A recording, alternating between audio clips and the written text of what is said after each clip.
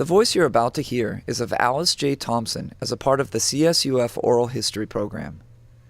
Alice was a resident of Brea since she was 4 years old in 1913, before the town's incorporation in 1917.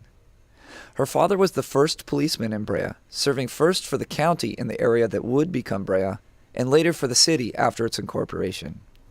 For context on her narrative, in alternate parts of the interview, she states that her father, husband, and practically everybody that she knew was a Klansman.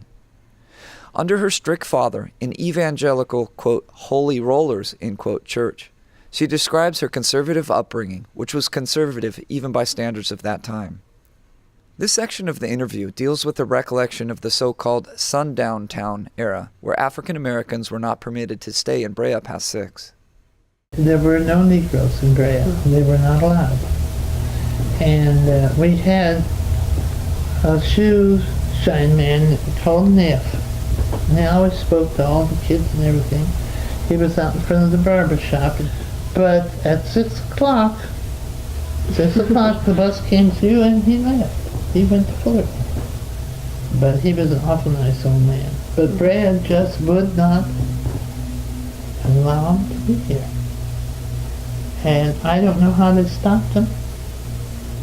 Who is them, I wonder? I don't know. I would say maybe the Ku Klux Klan. The man that she was describing was Neff Cox, who was born in Alabama about 1900 and passed away in 1940. He lived at 227 East Truslow Street in Fullerton, California. The voice you're now about to hear is of Vincent Jaster as a part of the CSUF Oral History Program. Vincent moved to Brea in 1929 at the height of the Klan's influence in Brea after receiving an invitation from William Fanning to undergo a 3-month trial as principal of Laurel Elementary. Jaster was hired and in 1942 became superintendent for over 2 decades. For context on his narrative, he is anti-Klan, and at various points of the interview he marvels about how infested the Klan was with leaders of Brea. In circa 1933, he recalled that his supervisor, William Fanning, got a rule through the school board to force all staff to be part of a church.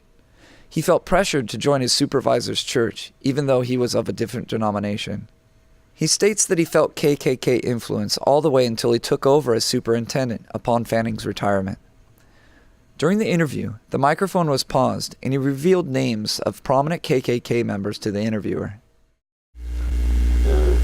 I maybe shouldn't say this, but this was an item some years ago, and not that it troubles me at all. Brea used to have a law, no colored person could be, or I should say black now, no black person could live in town after 6 o'clock. See, Fullerton had its color section, but essentially it was all Mexican at that time. Those years it was a Mexican town. Fullerton was a nice city, but it had a colored section, a black section.